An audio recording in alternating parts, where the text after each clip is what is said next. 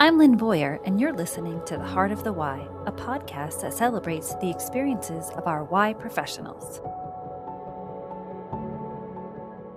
Hello, everyone, and welcome to another episode of The Heart of the Y. I'm Lynne Boyer, your host and the VP of Community Impact here at the YMCA of Greater Nashua.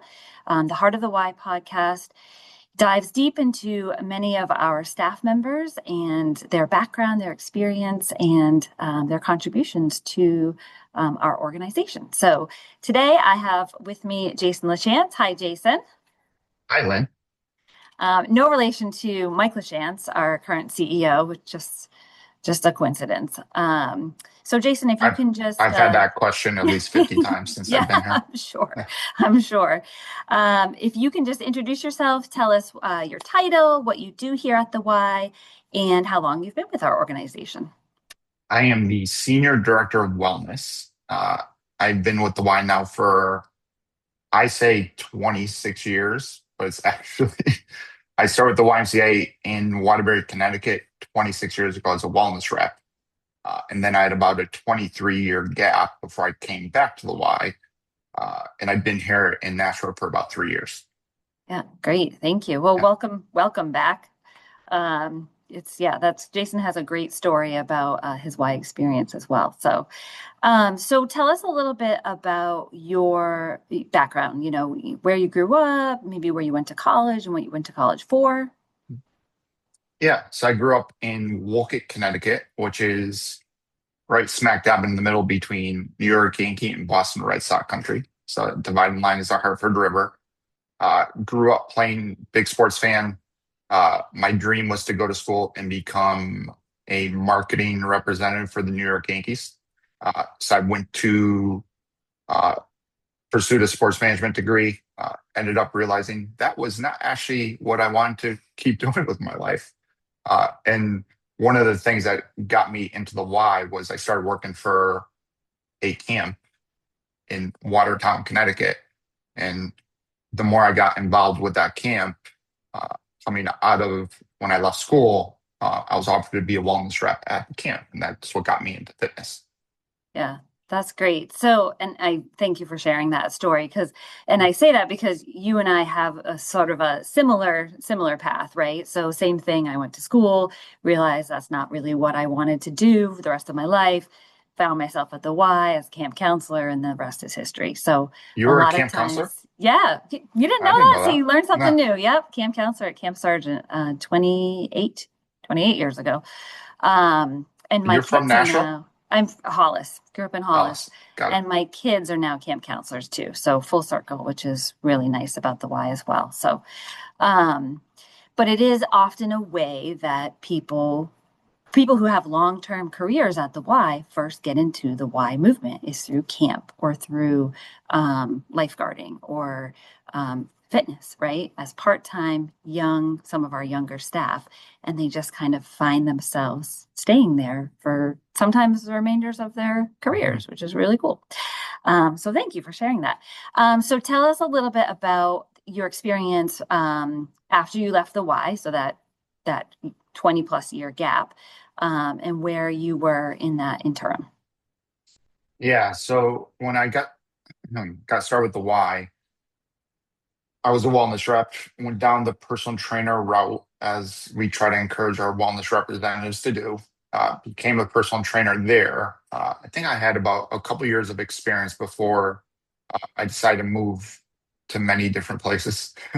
So I moved down to Florida. I actually worked at a Y in Fort Myers, Florida as well as a wellness rep and personal trainer. Moved out to San Diego and Los Angeles and was doing personal boot camps on the beach, personal trained independent studios, pretty much living the life of a 20-something-year-old trainer that wasn't making a ton of money, but was getting some good experience training people. Yeah. Yeah, Yeah. That's what our youth is for. exactly. I had a good Traveling, time. Yeah. getting experience, all of that. Yeah. And so before you joined us, you had a very special adventure that I would love for you to share. Yes. So living on the West Coast helped me grow a love of hiking and being in the outdoors. And it was right during before COVID started. I decided after hiking many times in the White Mountains in New Hampshire as well that I wanted to travel the country and live in a van. Actually wasn't, I didn't want to live in a van, but it was a avenue to travel the country on a Right. very limited budget. So I left my previous job and I traveled the country for a year. Went to 33 national parks, tried Wow. to hike as many places as I possibly could, uh, and campfires, plenty of coffee shops, as many good burgers as possible. And this was completely solo. Oh yeah, I was by myself. Yeah, Yeah, you can't. I think it's harder to have someone with you because then you're having to live in a very small space together, and then sure. also try to make plans that one person might not agree with. Yeah, yeah, having different agendas. Yeah, for Yeah, sure. and you meet people on the road as well. It's fun. Yeah, yeah. So out of everywhere that you traveled, so you said 33 state parks. Did you hit all of the Na state? national parks. Okay, national parks. Okay. Yeah. What area was your favorite? Uh, I would move to if there's a Y in Bend, Oregon. We might be having this Hmm. conversation long distance. Bend, Oregon is probably my favorite place I would move to. As far as national parks, I would say Glacier National Park is top of the list. Yosemite, Grand Teton National Park is like for the just the pure majesty, and also having Jackson Hole, Jackson right by it. Those are kind of unbeatable. I gravitate more towards the places with the big mountains that you could get some really good hikes in and be away from people. Yeah. Be away from people. That's your goal. Yeah, I love that was the goal the majority of the it. time. So just so our audience knows, I've been taking Jason's hiking class. I'll put a little plug in here. My youngest and I are attacking the New Hampshire 48. We've done 11. As I age, I find that I need more training. So that's an amazing class for anyone out there that is looking to increase their hiking, stability and ability and recovery too. I mean, the recovery piece of it is amazing as well. So, and Jason, you've done the New Hampshire 48, Right. right? Yep. What else? What else have you done?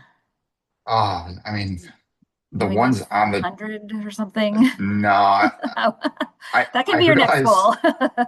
no, I realized with those goals because I did that within my first year here, and it was like a lot of.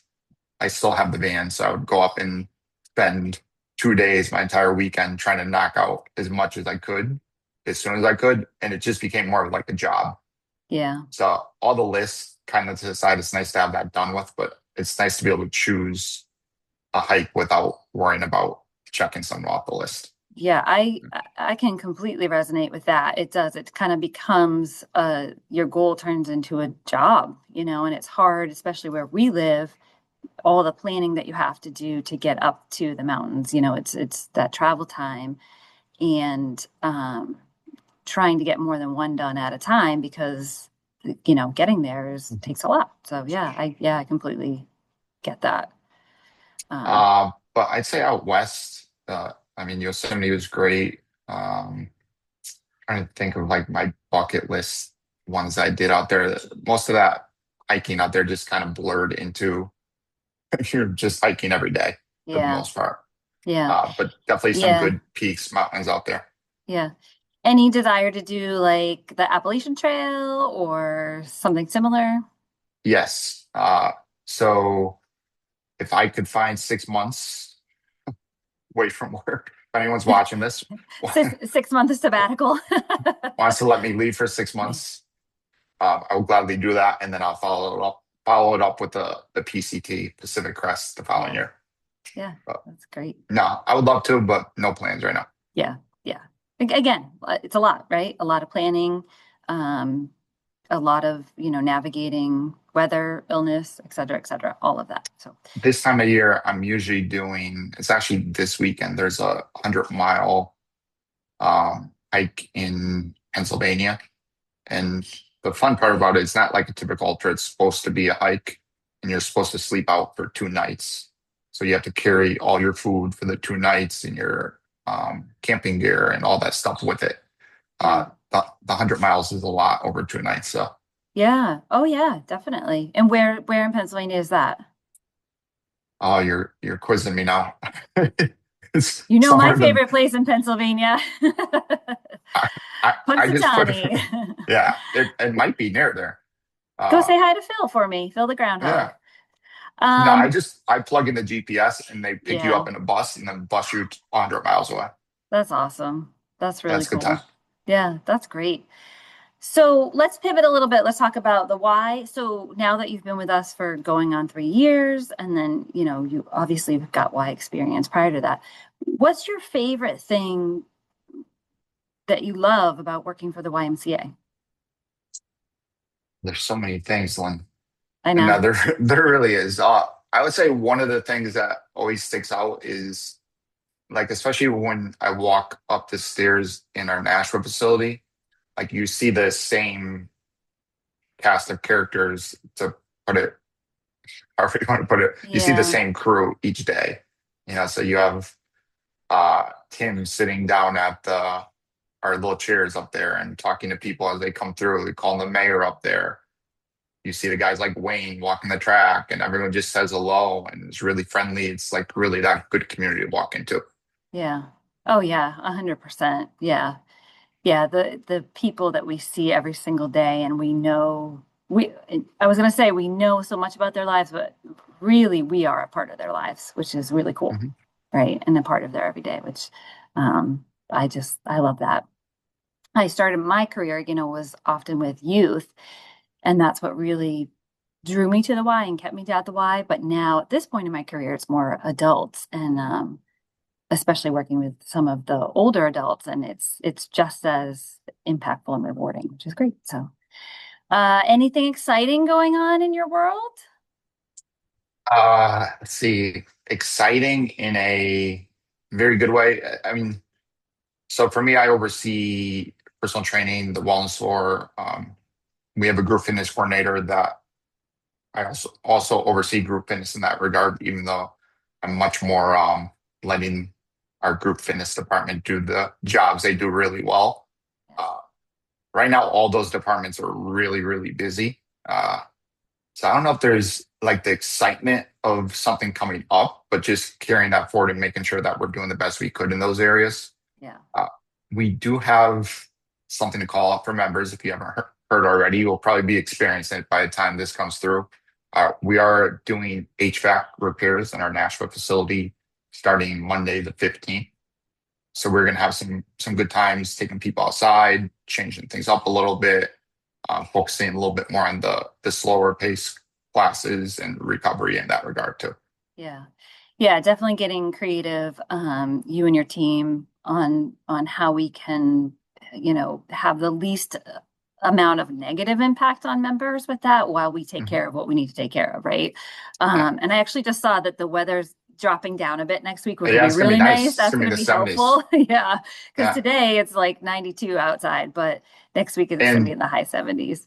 special call out, let's see, the 15th to 22nd, the 26th, I will be doing a volunteer trail walk in Mine Falls at 9 Nice. a.m., joined by Aaron Kobisky. Nice. Yeah, it's gonna be a good time. Yeah, that's We'll get a great. good hour out there. Yeah, and that's such a Mine Falls is like so beautiful. It's so nice out there. That's great. I mean, we always have something exciting going on here at the Y, but I appreciate the info. One What other yeah, go ahead. one other thing on that topic, Lynn, yeah, we don't have a date on it yet, but Mark Officer, one of our personal trainers, he's going to be putting together a rucking workshop and then lead a rucking class outside.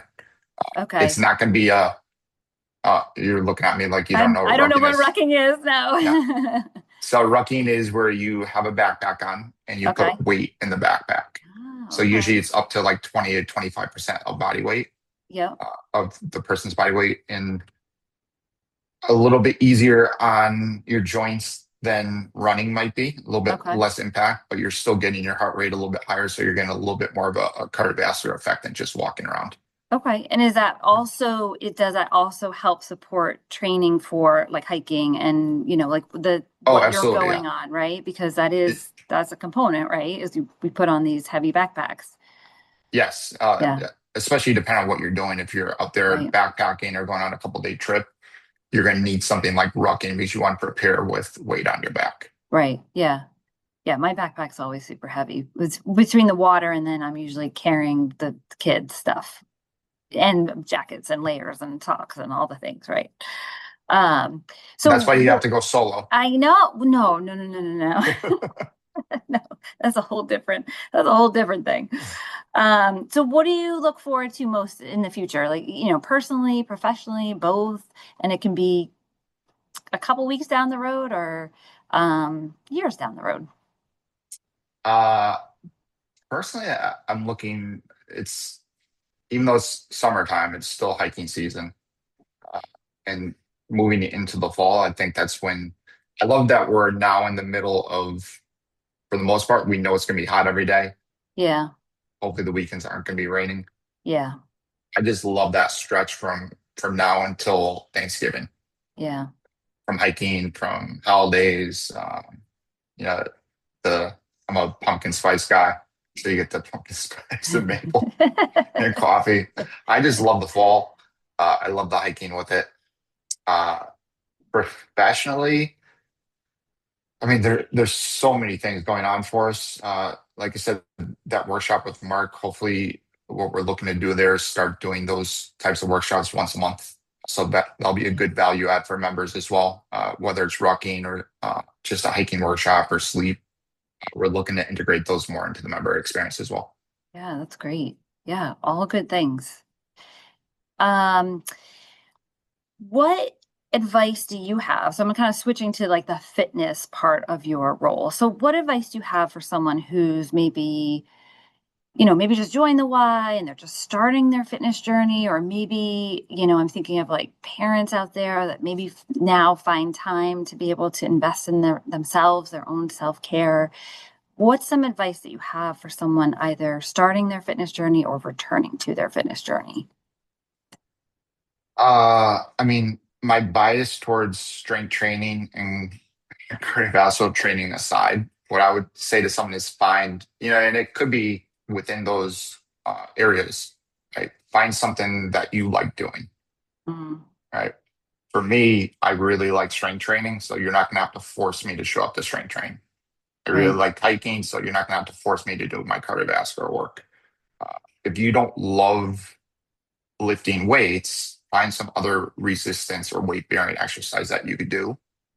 Same thing in cardiovascular work. Like if you're looking to improve your cardiovascular fitness, find something, whether it's biking, cycling, group fitness, like whatever you really like to do, that's going to keep you showing up. Hmm. Because it's really all about consistency. If you could find that consistency to begin with, your love affair with some of those other things like strength training or hiking or high intensity work might grow from there as well. Yeah, no, I mean, that's really great advice is find what you just said, find something you love doing so that it doesn't become a chore. You want to be able to, enjoy The, it so that you keep coming back. yeah, the other thing I would say with that is I think people try to take too big of leaps Hmm. with their fitness coming in, right? So So start small. yeah, start really small and just make little micro progressions. You know, Hmm. there's especially when we're starting, there's so many little progressions that we keep making. We don't have to change our workup completely all the time. Do the Yeah. like you've experienced with the hiking class.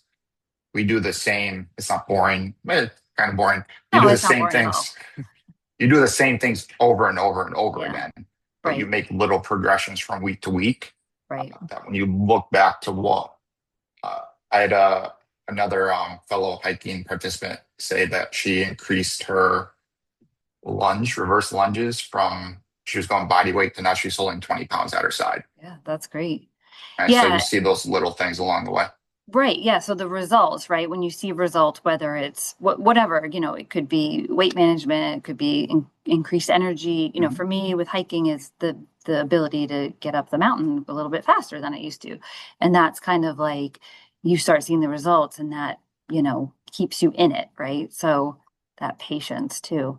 Yeah. What are your thoughts on, this is a big one for me, but what are your thoughts on like accountability or like um buddies, right? Like how do we, because they oftentimes in the Y they say the heaviest lift is the front door, right? Mm. Because when you're new to the Y or new to fitness, putting yourself out there, especially if you don't know anybody. And we're really big on building community at the Y. But if you're not part of that community yet, what's your advice about accountability or finding buddies, accountability buddies for you, right?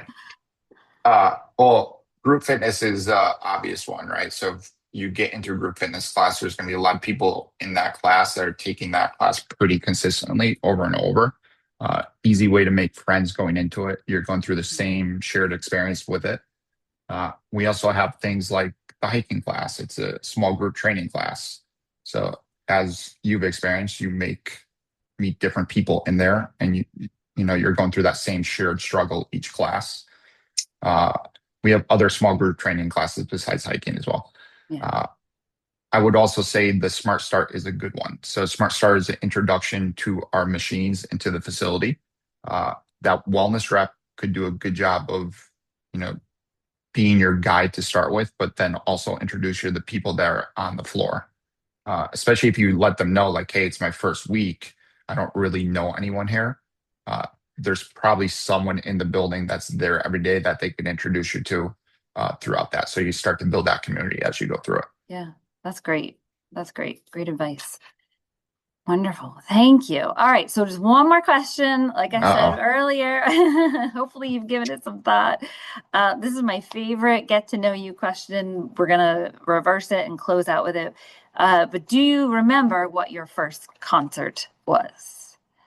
Trying to rack my brain for this, and I'm gonna be honest. The first one I remember, and I was dragged to it in my defense, was Okay. New Kids on the Block Yeah. at maybe it was somewhere in Connecticut. Okay. But my sisters were huge New Kids on the Block fan. That's Was it? right. So Jason has two older sisters, so we're gonna blame it on the older sisters Yes. dragging their So little brother they to New they Kids dragged on me the Block. there. It was like Danny, Joey, I forget Jordan. I, I What are the other ones' I was names? not really a fan. I mean, I'm You not weren't. surprised because you and I are almost the same age, and yes, it was, I think a lot of Gen X's first concert. Um, I'm a little bit of a hippie. My first concert was Grateful Dead. A little Well, different for a high schooler back you're then, but I have embarrassing a me now. different life. I'm a unicorn. But yes, New Kids on the Block was definitely, I would say, probably the majority of Gen X or even whatever older millennials I would say my first concert. first concert to go to by choice was 311, the band Okay. Yep. 311. Yeah. Yeah. Yeah. They were Yeah. really big back then too. We're talking like the what, mid late 90s. Yeah, that was like the mid Yeah. 90s. Yeah. Yeah. Well, on that note, thank you so much for joining me. I really appreciate it. It's always good to get to know people that we work with, and it's good to share that with our members and our other staff because it's just something we don't always get to, right, during the workday. And thank you for your work. Thank you for your impact. And to our audience, we'll see you next time. Hi, guys. Thank you, Lynn. You can download The Heart of the Y on Apple Podcast, Amazon Music, Castbox, and Spotify.